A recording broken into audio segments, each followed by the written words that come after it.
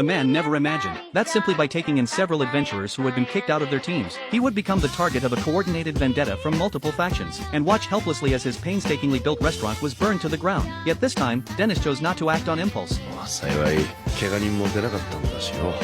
Not long ago, the restaurant welcomed a long-awaited holiday. Dennis took everyone camping in the mountains, just to celebrate that each of them had found a new path forward. Although Haley hadn't found an ideal adventuring party, she had caught the attention of the kingdom's knights. Vivian had stopped aiming too high, and chose to join a small team to quietly study magic. As for Bakio, she would soon head to the royal capital, to take up a teaching post at the magic academy there. Dennis was genuinely happy for them all, but it also meant they would rarely see each other again. To lift the melancholy mood, Dennis fired up his signature special effect fried rice.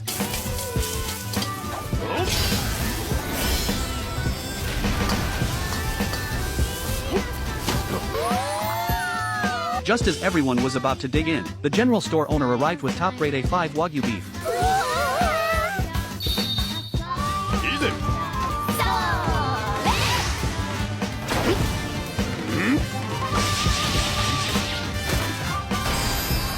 Soon, a barbecue feast was ready, and the reason the store owner did this was simply to get Leah to feed him a bite. At that moment, two regulars from town were planning to eat at Dennis's restaurant, but when they arrived at the entrance, they found it temporarily closed, and one of the girls was even shoved to the ground. The two men acted arrogantly, with no intention of apologizing, but the two girls weren't ones to be messed with.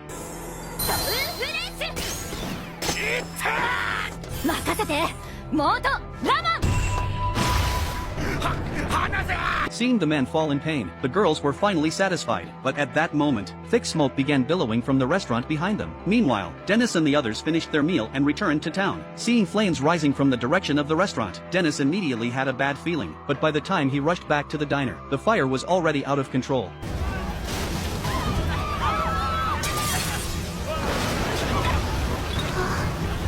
Fortunately, the arsonists had been caught. Vivian instantly recognized them as members of the Night Fog crew, but Dennis never expected that behind it all were the Silverwing Squad and the kingdom's nobles.